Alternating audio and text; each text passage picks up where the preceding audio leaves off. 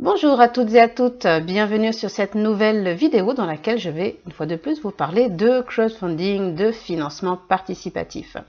Tout d'abord, je me présente, je suis Isabelle Chartier, cofondatrice de l'Académie Makers de Rêve France, cette école qui permet aujourd'hui à des porteurs de projets ou des créateurs de projets d'être soutenus et accompagnés dans leur démarche de crowdfunding. Alors cette vidéo, je la fais parce que je rencontre régulièrement des personnes qui entendent parler du crowdfunding, du financement participatif. Alors bien souvent c'est à la radio, la télévision, on voit très régulièrement des projets qui ont été financés par des dons. Alors ça peut être des projets humanitaires, ça peut être des monuments qui ont été restaurés, ça peut être des personnes au sujet d'une maladie importante, des maladies orphelines, on le voit régulièrement. Mais cependant, lorsque on parle de financement participatif à monsieur et madame tout le monde, eh bien, la plupart des personnes se disent oui, j'en entends parler, mais enfin, moi, ça ne me concerne pas parce que je ne fais pas partie d'une association, je n'ai pas de projet d'entreprise, j'ai pas de maladie orpheline ou quelconque, donc ça ne me concerne pas. Donc, ce qui fait que les gens se mettent des œillères, ne s'informent pas plus que ça, et c'est quand même dommage. C'est comme je le dis très souvent, eh bien, le financement participatif ou le crowdfunding, eh bien, et pour tout le monde, que vous ayez des projets personnels, associatifs, professionnels, caritatifs, artistiques, bref, c'est vraiment fait pour tout le monde.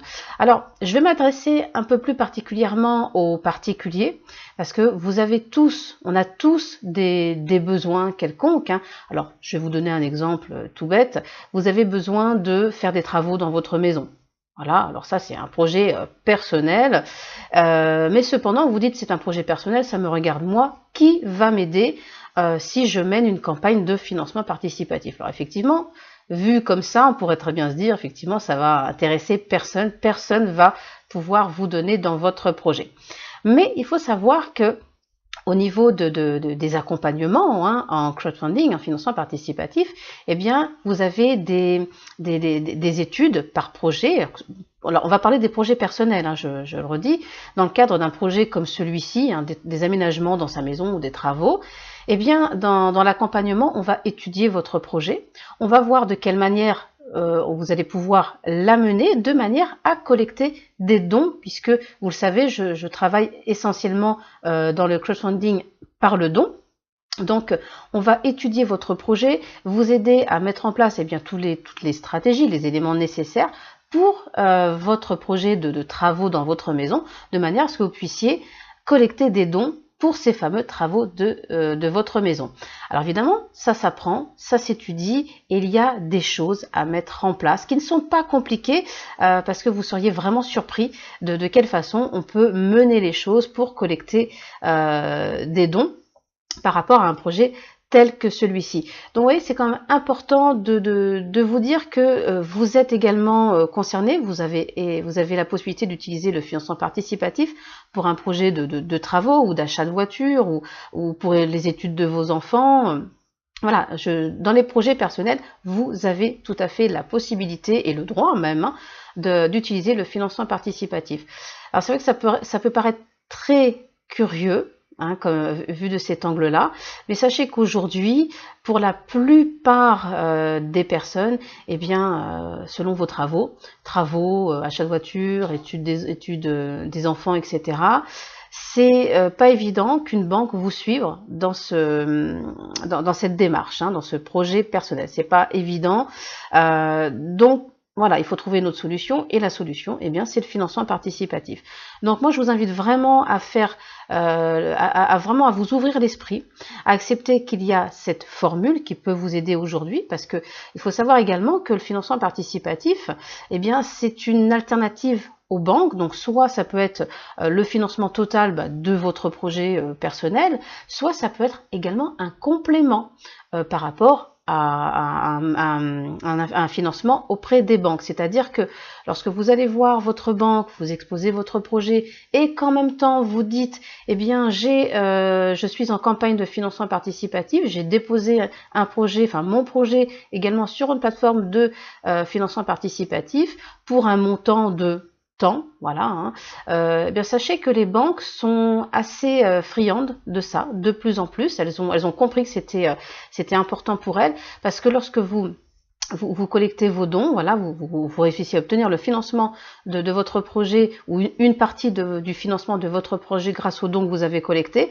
eh bien sachez que la banque considère ça comme un apport. Donc soyez clair avec votre banque, dites-leur que vous êtes en campagne de financement participatif, que vous collectez des dons et que dans un laps de temps, voilà, vous allez vous déterminer, ou selon la plateforme que vous allez choisir, souvent vous avez un temps qui vous est imposé, d'autres non, mais si c'est le cas, eh bien quand même donnez-vous un objectif en termes de temps si vous êtes sur une plateforme où il n'y a pas forcément un délai qui est imposé. Et là, vous allez pouvoir dire à votre banque, eh bien dans 3 mois, j'aurai telle somme collectée par les dons de ma campagne de financement participatif. Et là, la banque, eh bien, elle va vous suivre, elle va régulièrement vous poser des questions. Où en êtes-vous dans votre campagne? Et même vous, allez vers les banques, montrer votre évolution dans votre projet, hein, par rapport à la plateforme que vous utilisez.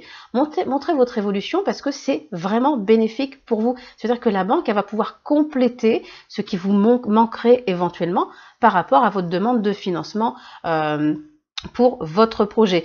Donc, vous voyez, là, je vous donne un exemple comme celui-là, mais en fait, il y en a plein, il y en a beaucoup, beaucoup, beaucoup.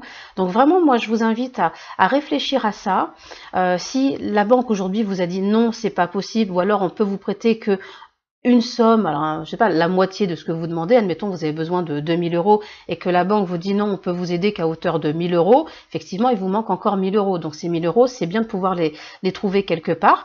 La formule aujourd'hui, qui est très adaptée, eh bien c'est le crowdfunding, le financement participatif. Donc donnez-vous vraiment ce moyen d'arriver à collecter vos dons grâce à ce phénomène du crowdfunding, parce que vraiment il est totalement appuyé par les gouvernements, hein. On a eu donc les dernières réformes dans le financement participatif par notre président Emmanuel Macron en mars 2016, qui a vraiment recadré, remanié des lois par rapport à ça. Donc n'ayez aucune crainte par rapport à ça. Donc appuyez-vous, ne serait-ce qu'en complément si vous en avez besoin, hein, pour votre projet. Donc utilisez ce concept et vous allez voir que ce n'est pas si compliqué que ça. Bien évidemment, ça s'apprend. C'est pour ça que l'académie Makers de Rêve, eh bien, va pouvoir vous accompagner dans ce domaine-là.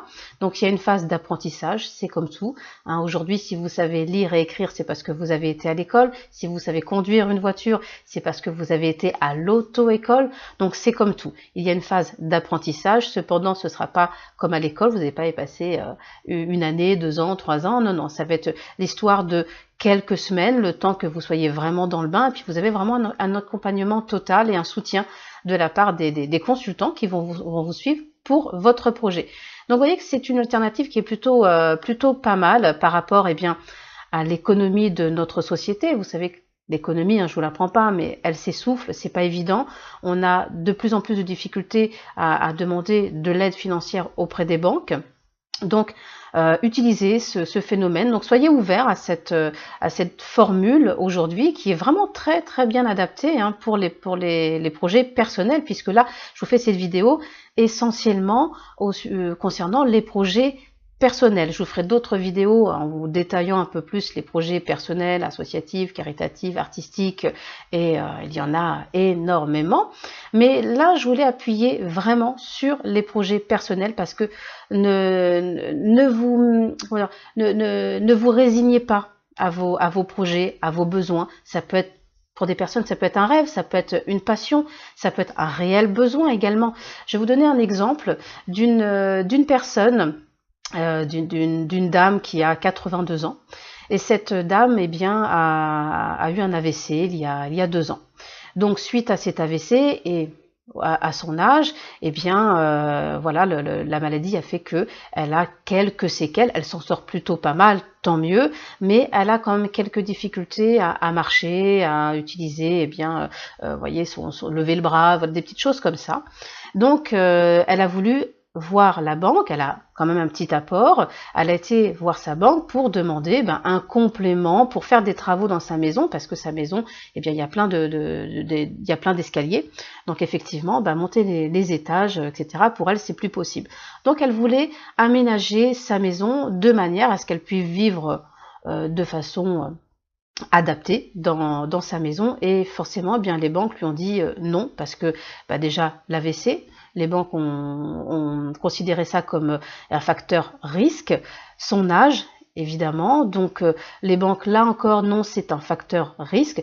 Donc cette dame n'avait pas de solution, et par rapport aux séquelles de cette maladie, elle ne peut pas continuer à vivre comme elle le fait aujourd'hui. Elle est sans arrêt en train de demander de l'aide aux amis, la famille. Alors elle est bien entourée, tant mieux, mais ça semble évident que ce n'est pas évident pour elle de toujours être demandée à ses proches et à sa famille. Donc la solution qu'elle a acceptée, c'est le financement participatif, et aujourd'hui, elle en est très contente parce que elle arrive, au terme de sa campagne, et donc les travaux pour elle vont pouvoir démarrer. Donc vous voyez, c'est vraiment une très très bonne formule. Donc, vous voyez, il y a des gens d'un certain âge qui optent pour le financement participatif. Donc moi, je vais vous laisser là-dessus. Je vais vous souhaiter vraiment une bonne réflexion par rapport à ça. Donc, n'hésitez pas à laisser des commentaires, posez vos questions. Je me ferai un plaisir d'y répondre, bien évidemment. Et puis, si vous ne l'avez pas encore fait, je vous invite à vous abonner à ma chaîne, et puis vous mettez un petit pouce comme ça, et puis comme ça vous allez pouvoir suivre les prochaines vidéos que je vais vous faire avec grand plaisir, parce que vous avez tous le droit de vivre vos projets, vos rêves, vos passions, ou peut-être vos besoins. Je vous dis à très bientôt sur une prochaine vidéo. Bye bye.